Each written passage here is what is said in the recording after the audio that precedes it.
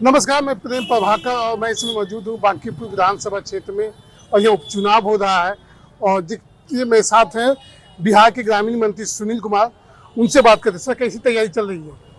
आपको नमस्कार। और जैसा कि आपने देखा होगा क्षेत्र में घूम करके, ये माननीय नितिन नवीन का क्षेत्र है, जो राष्ट्रीय अध्यक्ष हैं भाजपा के। और निश्चित रूप से जो कैंडिडेट हैं एनडीए के, उनकी बढ़िया सी जीत होगी और इसमें कोई शक नहीं। और एनडीए के सारे घटक दल साथ हैं और सभी लोग चुनाव प्रचार कर रहे हैं डोर टू डोर, और बहुत अच्छा रिस्पॉन्स है।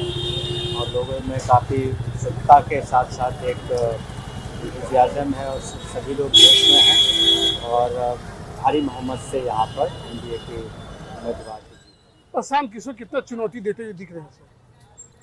देखिए, सोशल मीडिया पर आकर बड़ी बड़ी बातें करना अलग चीज़ है, और वास्तव में जब चुनाव आप में जाते हैं तो 2025 के चुनाव में आपने देखा किस तरीके से उन्होंने सभी सीटों पर बिहार के अपने उम्मीदवार दिए थे, और उसका फलाफल क्या नतीजा निकला ये सभी जानते हैं। और यहाँ भी उसी तरह का नतीजा निकलेगा। और यहाँ एनडीए के उम्मीदवार जो हैं, हमारे भाजपा के उम्मीदवार, उनकी भारी सर भाजपा की पूरी टीम उतर गई है, तो उम्मीदवार अगर मजबूत होते, परिपक्व होते तो इतनी मेहनत तो भाजपा की टीम को नहीं करनी पड़ती ना सर। देखिए, बात कोई भी एनडीए का उम्मीदवार हो सकता था, भाजपा का उम्मीदवार हो सकता था। और शुरू से ये परंपरा रही है एनडीए की, विशेष करके भाजपा की, कोई भी कैंडिडेट हो, पार्टी मायने रखती है उम्मीदवार से ज़्यादा।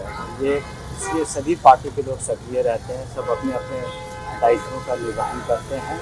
और आप देखेंगे कि इस चुनाव में भी प्रचंड बहुमत से एनडीए के। और शांत किशोर एक बात कहते हैं कि भाजपा वाले घबरा गए हैं, डर गए, इसलिए उन्होंने पूरी टीम को उतार दी। सभी विधायक मंत्री सभी देख रहे हैं कि बांकीपुर में घूम घूम कर जनता के बीच जा रहे हैं, लोगों से वोट मांग रहे हैं।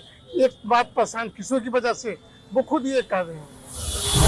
मैंने पहले भी कहा कि सोशल मीडिया पर वो काफ़ी उन्होंने बातें कही थी 2025 के नवंबर के चुनाव में, और कि कैसे वो किंग मेकर बनेंगे, कितनी सीटें उनके आएंगी। लेकिन बिहार की जनता ने, वोटरों ने उनको पूरी तरीके से नकार दिया, और ये सीट परंपरागत तरीके से भाजपा की रही है। नितिन नवीन जी के पिताजी यहाँ रहे हैं और अब वो थे, अब वो राष्ट्रीय अध्यक्ष बन गए हैं। तो ये जो सीट रिक्त हुआ है, इस पर सभी लोग लगे हुए, बात सही है, लेकिन इसलिए लगे हुए हैं कि कभी भी सामने वाले को छोटा नहीं आकलन किया जाता है। और ये पुरानी रणनीति है एनडीए की, जिसमें सभी लोग सक्रिय हैं। और जैसा कि हमने कहा, काउंटिंग के दिन आप इंतज़ार करिए, जीत निश्चित रूप से। सर आप शिक्षा मंत्री भी रह चुके हैं, पेपर लीक का मामला बहुत चल रहा है, चाहे वो दिल्ली में से प्रोटेस्ट हो, कल पटना में भी प्रोटेस्ट हुआ। तो इस पर क्या लगता है, क्या मतलब ऐसी शिक्षा मंत्री के तौर पर करना चाहिए जिससे पेपर लीक जैसे मामले को हल किया जा सके? देखिए, सबसे पहले कि पेपर लीक में मामले में माननीय प्रधानमंत्री ने स्वयं भी कहा है कि किसी भी दोषी को बख्शा नहीं जाएगा, कितने लोग गिरफ्तार हुए। और आपने देखा कि बिहार में भी जो कल संशोधन लाया गया है होम डिपार्टमेंट के द्वारा, इसमें पेपर लीक को भी एक संगठित अपराध माना गया।